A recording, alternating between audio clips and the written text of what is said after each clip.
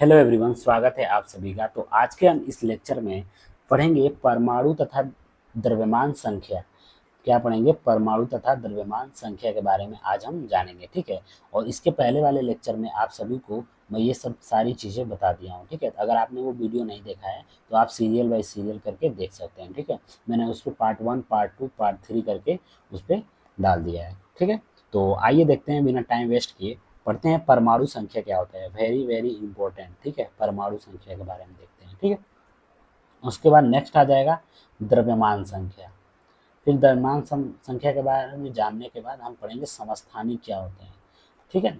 और समस्थानिक के बाद क्या आ जाता है? संभारिक आ जाता है। ये सभी इंपॉर्टेंट है, ये एग्जाम में आते ही आते हैं, ठीक है। उसके बाद हम आ जाएंगे प्रश्नावली पे, अभ्यास पे। देखिए इसका प्रश्नावली बहुत बड़ा है, ठीक है। तो इसका प्रश्नावली को अच्छे से सॉल्व करेंगे और अच्छे से, अगर देखिए आप अगर प्रश्नावली को अच्छे से सॉल्व कर लेते हैं और समझ लेते हैं ना, तो आपको ये पूरा चैप्टर ही अच्छे से समझ में आ जाएगा। देखिए मैं यहाँ से आपको स्टार्ट करता हूँ, ठीक है। तो हम पढ़ेंगे परमाणु संख्या तथा द्रव्यमान संख्या। देखिए परमाणु संख्या क्या होता है हम जानेंगे यहाँ पे। देखिए हम जानते हैं कि परमाणु के नाभिक में प्रोटॉन विद्यमान होते हैं। तो एक परमाणु होता है, इसके नाभिक में क्या होता है? प्रोटॉन होता है, ठीक है, प्रोटॉन होता है, ठीक। एक परमाणु में उपस्थित प्रोटॉनों की संख्या उसकी परमाणु संख्या को बताती है। तो परमाणु संख्या को क्या बताती है? उसकी प्रोटॉनों की संख्या। यानी जितना भी प्रोटॉन की संख्या होगा उसकी परमाणु संख्या को भी ये बताएगी। तो हम यहाँ से ये निष्कर्ष निकलता है कि परमाणु संख्या बराबर प्रोटॉनों की संख्या, यानी प्रोटॉनों की संख्या जितनी होगी उतनी परमाणु की संख्या भी होगी। इससे हम क्या करते हैं? इसे जेड से द्वारा प्रदर्शित किया जाता है, यानी परमाणु की संख्या को हम जेड से प्रदर्शित करते हैं, यानी P इक्वल टू जेड। यहाँ से हमारा ये चीज़ें समझ में आ रहा है, ठीक है। देखिए हम किसे जेड से द्वारा प्रदर्शित किया जाता है। देखिए किसी तत्व के सभी अणुओं के परमाणु संख्या जेड समान होती है। वास्तव में तत्वों को उनके परमाणु विद्यमान प्रोटॉनों की संख्या से परिभाषित किया जाता है, ठीक है। तो ये चीजें मैं आपको बता रहा हूँ, ठीक है। प्रोटॉनों की संख्या इक्वल टू किसकी संख्या? परमाणुओं की संख्या, ठीक है। हाइड्रोजन के लिए Z इक्वल टू 1 लेंगे। क्या लेंगे? हाइड्रोजन के लिए Z इक्वल टू 1, क्योंकि हाइड्रोजन परमाणु के नाभिक में केवल एक प्रोटॉन होता है। यानी हाइड्रोजन परमाणु के नाभिक में कितने प्रोटॉन होते हैं? केवल एक ही प्रोटॉन होता है, ठीक है। इसलिए हम Z इक्वल टू क्या लेंगे? 1 लेंगे, यानी परमाणु की संख्या 1 ही लेंगे। इसी प्रकार कार्बन के लिए Z इक्वल टू कितना लेंगे? 6 लेंगे, ठीक है। कार्बन देखिए hydrogen, helium, lithium, beryllium, boron, carbon, यानी कार्बन का क्या होता है? 6 होता है, ठीक है। तो 6 होता है, तो हम Z इक्वल टू क्या लेंगे? 6 लेंगे, परमाणु संख्या 6 लेंगे। अगर आपको प्रोटॉनों की संख्या पूछ रही है तो P इक्वल टू 6 ही बताएंगे आप, ठीक है, क्योंकि ये दोनों आपस में इक्वल होते हैं, बराबर होते हैं। देखिए इस प्रकार एक परमाणु के नाभिक में उपस्थित प्रोटॉनों की कुल संख्या को परमाणु संख्या कहते हैं। तो अगर आपको कोई पूछ देगा कि परमाणु संख्या क्या होती है, परमाणु संख्या किसे बोलते हैं, तो आप बताएंगे कि एक परमाणु के नाभिक में उपस्थित प्रोटॉनों की कुल संख्या को हम क्या बोलेंगे? परमाणु संख्या बोलेंगे, ठीक है। तो इसको मैं हाईलाइट कर देता हूँ, ठीक है। तो आप इसे पढ़ लीजिएगा, ये पॉइंट याद रखिएगा। देखिए अब हम पढ़ेंगे द्रव्यमान संख्या, ठीक है। द्रव्यमान संख्या होता क्या है? तो आइए देखते हैं, हम द्रव्यमान संख्या पढ़ते हैं।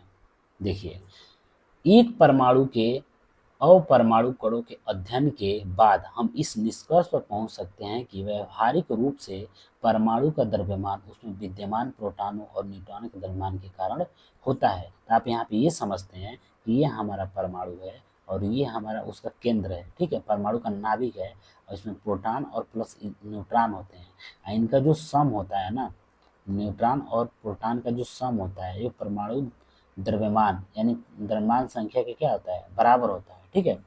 देखिए ये परमाणु के नाभिक में विद्यमान होते हैं, इसलिए इन्हें न्यूक्लियन भी कहते हैं। तो आप याद रखिएगा, प्रोटॉन और न्यूट्रॉन को हम क्या बोलेंगे? न्यूक्लियन भी बोलते हैं, न्यूक्लियन नाम से भी जानते हैं। क्यों? क्योंकि ये परमाणु के नाभिक में उपस्थित होते हैं, इसलिए हम न्यूक्लियन के नाम से जानेंगे।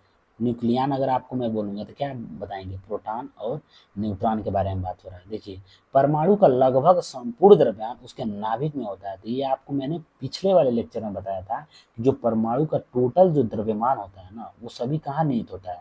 उसके उसके कहाँ होता है बताइए? उसके नाभिक में उपस्थित होता है। देखिए उदाहरण के लिए कार्बन का द्रव्यमान कितना है, 12U है, ठीक है, क्योंकि इसमें 6 प्रोटॉन और 6 न्यूट्रॉन होते हैं। तो देखिए कार्बन का क्या होता है, द्रव्यमान A=12 है, ठीक है, और इसमें प्रोटॉन कितने होते हैं, 6, और न्यूट्रॉन कैसे होते हैं, 6 होते हैं, ठीक है। अगर मान लीजिए यहाँ पे न्यूट्रॉन अगर 6 नहीं होंगे तो आप कैसे निकालेंगे, तो A क्या होता है, P+N होता है। तो आप A की वैल्यू 12 रखेंगे, P की वैल्यू 6 रखेंगे, N की वैल्यू, तो इसको इधर पक्षांतर करेंगे तो N की वैल्यू नहीं आ जाएगी 6, ठीक है, समझ में आ रहा है। तो इसको मैं मिटाता हूँ, ठीक है।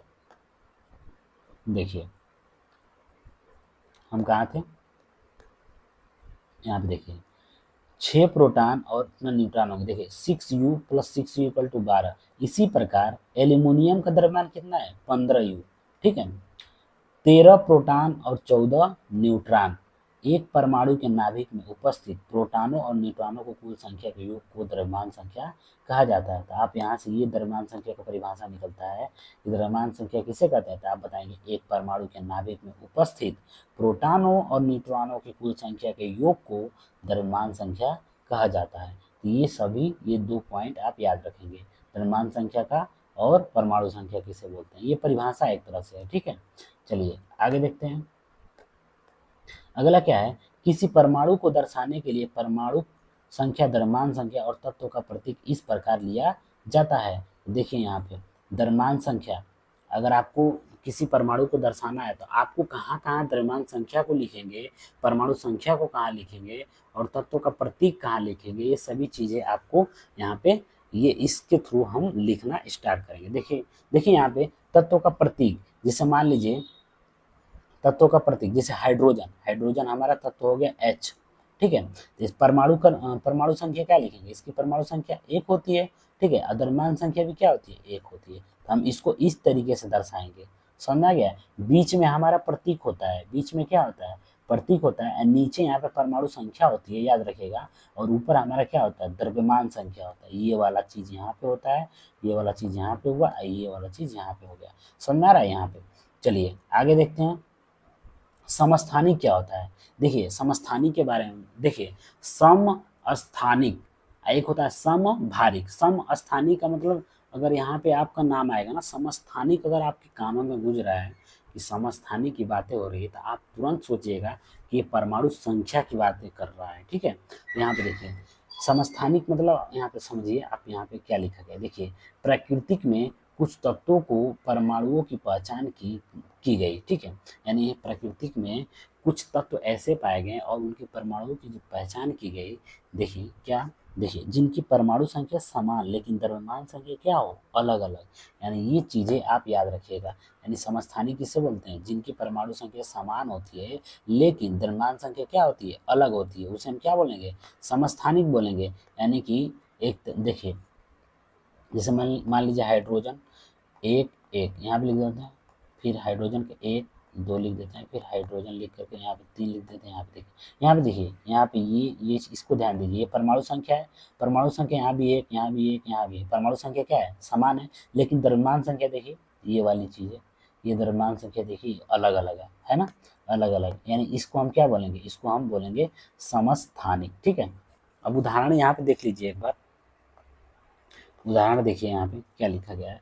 उदाहरण के लिए हाइड्रोजन परमाणु को लें, यानी उदाहरण के लिए हाइड्रोजन परमाणु को हम लेंगे, इसके 3 परमाणविक स्पीसीज होते हैं, ठीक है। आप याद रखिएगा, एक होता है प्रोटियम, ड्यूटेरियम और ट्राइटियम, ये याद रखिएगा, ये बहुत इंपॉर्टेंट है, ये कॉम्पिटिटिव एग्जाम में भी यहाँ से क्वेश्चन आते हैं, ठीक है। तो आपको ये याद रखना मोस्ट इंपॉर्टेंट है। देखिए हाइड्रोजन यानी H1, ठीक है, हाइड्रोजन H12, और यहाँ पे याद रखिएगा, यहाँ पे बताइए ये क्या है, ये परमाणु क्या है, बताइए, खुद सोचिए, परमाणु द्रव्यमान है। मैं धीरे क्यों बोल रहा हूँ, क्योंकि आप सोचेंगे तभी तो। यहाँ पे देखिए ये परमाणु संख्या है, ठीक है, प्रोटियम, ड्यूटेरियम और ट्राइटियम, देखिए यहाँ पे ट्राइटियम, प्रत्येक की परमाणु संख्या क्या है, समान है, लेकिन द्रव्यमान संख्या क्या है, 1 2 3 अलग है। इस तरह के अन्य उदाहरण भी हैं, देखिए कार्बन, जैसे यहाँ पे ये हो गया, ठीक। और यहाँ पे भी देखिए कार्बन, क्लोरीन देखिए 17 यहाँ पे देखिए कार्बन के परमाणु क्रमांक 6, यहाँ पे भी 6, लेकिन परमाणु द्रव्यमान क्या है, अलग अलग है, ठीक है। समझ में आ गया? तो ये समस्थानिक के उदाहरण है, आप इसको याद कर लीजिएगा, ठीक है। इन उदाहरणों के आधार पर समस्थानिकों को इस प्रकार परिभाषित किया जा सकता है, एक ही तत्व के परमाणु जिनकी परमाणु संख्या समान लेकिन द्रव्यमान संख्या अलग अलग होती है। इस तरह हम कह सकते हैं कि हाइड्रोजन परमाणु के 3 समस्थानिक प्रोटियम और ड्यूटेरियम और टाइट्रियम होते हैं। तो आप इसको भी, ये पॉइंट भी देख लीजिए, उसको भी लिख सकते हैं, इसको भी लिख सकते हैं। देखिए परिभाषा देखिए, एक ही तत्व के परमाणु जिनकी परमाणु संख्या समान लेकिन द्रव्यमान संख्या भिन्न भिन्न यानी अलग अलग होती है, उसे हम क्या बोलेंगे? समस्थानिक बोलेंगे। अब यहाँ पे देखिए, यहाँ बोला गया है इस तरह हम कह सकते हैं कि हाइड्रोजन परमाणु के 3 समस्थानिक प्रोटियम ड्यूटेरियम और टाइट्रियम होता है। हाइड्रोजन के कितने समस्थानिक, यहाँ से भी प्रश्न बनता है। यहाँ पे देखिए आपका उत्तर क्या होगा। देखिए अगर कोई पूछेगा कि हाइड्रोजन के कितने समस्थानिक होते हैं, तो आप बताइएगा हाइड्रोजन के 3 समस्थानिक होते हैं। कौन कौन से? प्रोटियम, ड्यूटेरियम और टाइट्रियम, ठीक है।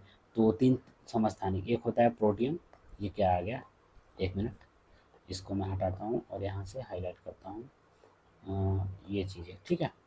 तो प्रोटियम, ड्यूटेरियम और टाइट्रियम, ठीक है, आप इसको याद करके रखिएगा, ठीक है। देखिए आगे चलते हैं। बहुत से तत्वों में समस्थानिक का मिश्रण भी होता है, यानी बहुत से ऐसे तत्व होते हैं जिसमें समस्थानिक का मिक्सचर होता है, ठीक है। किसी तत्व का प्रत्येक समस्थानिक शुद्ध पदार्थ होता है, यानी कोई सा भी तत्व है उसका प्रत्येक जो समस्थानिक होगा वो शुद्ध पदार्थ कहलाएगा, ठीक है। समस्थानिकों के रासायनिक गुण समान लेकिन भौतिक गुण अलग अलग होते हैं। हाँ, ये वाली पॉइंट आपको याद करना है, ठीक है। आप इसको याद करिएगा, समस्थानिकों के रासायनिक गुण क्या होते हैं? समान होते हैं, लेकिन भौतिक गुण क्या होते हैं? अलग अलग होते हैं। तो मैं इसको हाईलाइट कर दे रहा हूँ, ठीक है, आप इसको याद करिएगा, ठीक है। देखिए प्रकृति में क्लोरीन 2 समस्थानिक के रूप में पाया जाता है, जिसका द्रव्यमान 35U और 37U है, जो इस रेशियो में होते हैं, ठीक है, जो 3:1 के अनुपात में होते हैं। अब यह प्रश्न उठता है कि, प्रश्न क्या उठता है भाई, देखते हैं आगे, इसके आगे वाला ये है, उठता है कि किस द्रव्यमान को क्लोरीन परमाणु का द्रव्यमान मानना चाहिए। आइए इसका पता लगाएं। क्लोरीन का औसत परमाणु द्रव्यमान अगर हमें देखते हैं तो देखिए क्लोरीन का औसत परमाणु द्रव्यमान कैसे निकालेंगे आप बताइए। तो यहाँ पे 35 है ना, 35, 35 का 75 और 37 का 25 लिया गया है, ठीक है। तो यहाँ पे देखिए 100 में से, अगर देखिए यहाँ पे औसत परमाणु कैसे निकालेंगे, देखिए जैसे मान लीजिए 35 है ना, तो 100 में से अगर 100 का 75% यहाँ पे निकाला गया है और 100 का 25% यहाँ पे निकाला गया है, तो इसको सॉल्व किया गया है, तो यहाँ पे आया 35.5U, ठीक है, ये इतना आया है। तो ये सब चीज़ें आपके पेपर में ये नहीं पूछेगा, ठीक है। तो आपको बस ये समझाने के लिए दिया गया है कि इसका क्लोरीन का औसत परमाणु द्रव्यमान कितना होता है, तो आप क्या बताएंगे? इतना होता है, ठीक है, यानी 35.5U होता है, ठीक है। चलिए यहाँ पे देखते हैं उसके आगे क्या है। उसके आगे है किसी प्राकृतिक तत्व के एक परमाणु का द्रव्यमान उस तत्व में विद्यमान सभी प्राकृतिक रूप से पाए जाते हैं, पाए जाने वाले परमाणु के औसत द्रव्यमान के क्या होता है? बराबर होता है। यानी किसी भी प्राकृतिक तत्व के एक परमाणु का जो द्रव्यमान होता है उसी तत्व में विद्यमान जितने भी प्राकृतिक रूप से पाए जाते हैं वो परमाणुओं के औसत द्रव्यमान के क्या होता है? बराबर होता है। अगर किसी तत्व का कोई समस्थानिक नहीं है तो परमाणु का द्रव्यमान उसमें उपस्थित प्रोटॉन और न्यूट्रॉन के द्रव्यमान का योग होता है। यानी कि कोई सा भी अगर तत्व है, अगर उसमें समस्थानिक नहीं है तो जो परमाणु का द्रव्यमान होगा ना उसमें प्रोटॉन और न्यूट्रॉन के द्रव्यमान के योग के बराबर होगा। लेकिन अगर एक तत्व समस्थानिक रूप में उपस्थित होता है तो हमें प्रत्येक समस्थानिक रूप का प्रतिशत जानना होगा और औसत द्रव्यमान की गणना करनी होगी। तो सबका हमें क्या करना पड़ेगा? औसत द्रव्यमान निकाल करके हमें वो जानना पड़ेगा, ठीक है। अगर समस्थानिक नहीं है तो कोई दिक्कत नहीं है, हम प्रोटॉन और न्यूट्रॉन की संख्या जोड़ करके हम परमाणु का वो द्रव्यमान संख्या निकाल सकते हैं, ठीक है। लेकिन अगर समस्थानिक है तो उसका हम एवरेज निकालना पड़ेगा, औसत परमाणु द्रव्यमान आपको निकालना ही पड़ेगा, ठीक है। तो आइए देखते हैं यहाँ पे, इसका मतलब यह नहीं कि क्लोरीन के परमाणु का द्रव्यमान एक भिन्नात्मक संख्या इतना है। इसका तात्पर्य यह हुआ कि अगर आप क्लोरीन की कुछ मात्रा लेते हैं तो इसमें क्लोरीन के समस्थानिक होंगे और औसत द्रव्यमान कितना होगा? 35.5U होगा। ठीक है। तो यहाँ पे समस्थानिकों का अनुप्रयोग दिया गया है, ठीक है। समस्थानिकों का अनुप्रयोग में देखिए कुछ समस्थानिकों के विशेष गुण होते हैं जिनका उपयोग हम विभिन्न क्षेत्रों में करते हैं। उनमें से कुछ देखिए, यूरेनियम पहला, दूसरा, तीसरा। ये यहाँ देखिए यूरेनियम के एक समस्थानिक का उपयोग परमाणु भट्टी में ईंधन के रूप में किया जाता है। आप याद रखिएगा, यूरेनियम एक समस्थानिक है, इसका उपयोग हम परमाणु भट्टी यानी एटॉमिक रिएक्टर में ईंधन के रूप में हम क्या करेंगे, इसको देखते हैं, ठीक है। कैंसर के उपचार में कोबाल्ट के समस्थानिक का उपयोग होता है, ठीक है। घेंघा रोग का इलाज में आयोडीन के समस्थानिक का उपयोग होता है। तो घेंघा जो रोग होता है ना, इसके इलाज में हम आयोडीन के समस्थानिक का हम क्या करते हैं, उपयोग करते हैं, ठीक है। अब आते हैं संभारिक। और संभारिक में ज़्यादा कोई कुछ मतलब ज़्यादा कोई दिक्कत नहीं है, वही चीज़ है। समस्थानिक में क्या होता था कि समस्थानिक में जो परमाणु की संख्या होती थी ना, वो इक्वल होती थी और द्रव्यमान संख्या अलग अलग होती थी। लेकिन समभारिक में आ जाएगा कि जो द्रव्यमान संख्या होगा ना, वो इक्वल होगा और परमाणु संख्या क्या होगी, वो भिन्न भिन्न होगी, यानी अलग अलग होगी। यही चीज़ें हैं इसमें, ठीक है। जैसे दो तत्व कैल्शियम परमाणु संख्या 20 और आर्गन परमाणु संख्या 18 के बारे में विचार कीजिए। परमाणुओं में प्रोटॉनों की संख्या अलग अलग है। दोनों तत्वों की द्रव्यमान संख्या 40 है। यानी दोनों तत्वों का अगर द्रव्यमान संख्या देखा जाए, किसका, कैल्शियम का और क्या है, आर्गन का द्रव्यमान संख्या, अगर यहाँ पे हम कैल्शियम लिखते हैं और यहाँ पे लिखते हैं आर्गन, ठीक है। आर्गन और कैल्शियम का अगर द्रव्यमान संख्या आप देखेंगे तो इन दोनों का द्रव्यमान संख्या 40-40 है, ठीक है। लेकिन दोनों तत्वों की जो द्रव्यमान संख्या 40-40 तो है, लेकिन इसकी परमाणु संख्या यहाँ पे कोई और संख्या होगी और यहाँ पे कोई और संख्या होगी, अलग अलग है। जब ये संख्या अलग अलग है तो जाहिर सी बात है कि ये समस्थानिक नहीं है, ठीक है। और यहाँ पे देखिए, यहाँ पे ये संख्या और ये संख्या दोनों इक्वल है, ठीक है, बराबर है, तो आप बोलेंगे ये संभारिक है, ठीक है। यानी तत्वों के इस जोड़े के अणुओं में कुल न्यूक्लियनों की संख्या समान है। न्यूक्लियनों की संख्या क्या है, समान है, इसको हम न्यूक्लियन बोलते हैं ना, ठीक है, समान है। अलग अलग परमाणु संख्या वाले तत्वों को जिनकी द्रव्यमान संख्या समान होती है उसे हम क्या बोलते हैं, संभारिक बोलते हैं, सिंपल, ठीक है। यानी जिनकी द्रव्यमान संख्या क्या होती है, समान होती है, उसे हम संभारिक बोलेंगे। देखिए यहाँ पे ये प्रश्न अपने खुद से करिएगा, ठीक है। चिन्ह एच, डी और टी के लिए प्रत्येक में पाए जाने वाले 3 अपरमाणु कणों को सारणीबद्ध कीजिए। तो एच डी टी ये यहाँ पे ऊपर लिखा गया था, ठीक है, आप ध्यान नहीं दिए होंगे, अब मैं आपको दिखा रहा हूँ, ठीक है। एच या डी दिख रहा है, टी दिख रहा है, ठीक है। टाइट्रियम और ड्यूटेरियम, टाइट्रियम, ठीक है। और क्या था, और यहाँ पे देखिए एच था, ठीक है। एक मिनट रुकिए, प्रोटियम था, प्रोटियम, ठीक है। तो यहाँ पे वही चीज़ें दिया गया है। यहाँ पे बोला गया है कि एच डी टी के लिए प्रत्येक में पाए जाने वाले 3 अपरमाणु कणों को सारणीबद्ध करना है, ठीक है। समस्थानिक और संभारिक के किसी एक युग्म का इलेक्ट्रॉनिक विन्यास आपको कर देना है, ठीक है। समस्थानिक लीजिए या संभारिक लीजिए और उसका इलेक्ट्रॉनिक विन्यास कर दीजिए, ठीक है। इलेक्ट्रॉनिक विन्यास किसका किसका करते हैं बताइए, परमाणु संख्या का हम करते हैं, ठीक है। आपने क्या क्या सीखा है तो इसके बारे में आप पढ़िएगा, ठीक है। हमने क्या क्या सीखा है, जितना भी मैंने ऊपर बताया है सभी यहाँ पे लिखा गया है, ठीक है। तो आप इसे पढ़िएगा या मैं एक लाइन में ही पढ़ देता हूँ, ठीक है। देखिए, इलेक्ट्रॉन प्रोटॉन की खोज किसने किया था, जे थॉमसन और गोल्डस्टीन ने की थी, ठीक है। ये सब हमने पढ़ा है। जे थॉमसन ने यह प्रस्तावित किया था कि इलेक्ट्रॉन धनात्मक गोले में धंसे होते हैं, ठीक। रदरफोर्ड के अल्फा कणों को प्रकीर्णन प्रयोग में परमाणु केंद्र की खोज की। यानी रदरफोर्ड का जो अल्फा कणों का जो प्रकीर्णन का जो प्रयोग था, वो परमाणु के केंद्र की खोज किया गया था, ठीक है। रदरफोर्ड के बारे में भी बता चुका हूँ, नील बोर के बारे में भी पढ़े थे, जेम्स चैडविक के बारे में भी पढ़ा था हमने, परमाणु के कक्षकों के बारे में पढ़ लिया था, ठीक है। संयोजकता क्या होता है, परमाणु की संयोजन शक्ति क्या होती है, पढ़ा था हमने। और एक तत्व के परमाणु संख्या केंद्र में विद्यमान प्रोटॉनों की संख्या के बराबर होता है, ये भी देखा था हमने। और उसके बाद हम पढ़ा था परमाणु की द्रव्यमान संख्या और केंद्रक में विद्यमान न्यूक्लियनों की संख्या के बराबर होता है, ये भी हमने पढ़ लिया था। और समस्थानिक लास्ट में पढ़ाई हूँ अभी, ठीक है। और संभारिक भी पढ़ा है हम लोग, ठीक है। और तत्वों के उनके प्रोटॉनों की संख्या के आधार पर परिभाषित किया जा सकता है, ठीक है, ये हमने पढ़ा है, ठीक है। और अभ्यास वाले प्रश्नों को हम सॉल्व करेंगे नेक्स्ट लेक्चर में, ठीक है। और इस प्रश्नों को हम अच्छे से सॉल्व कराऊंगा, ठीक है। आप कॉपी या पेन लेकर के बैठ जाइएगा और उससे स्टेप बाय स्टेप आप लिखेंगे और मैं उसको बोलूँगा, ठीक है। मैं लिखूँगा नहीं, मैं उसको बोलूँगा, आपको लिखना है, ठीक है।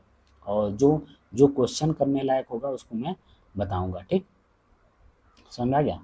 चलिए, तो वीडियो देखने के लिए धन्यवाद आप सभी का। और लेक्चर अगर आपको अच्छा लग रहा है, आपको पसंद आ रहा है, ठीक है, आपको समझ में भी आ रहा है, तो आप इसको लाइक ज़रूर करिएगा और चैनल को सब्सक्राइब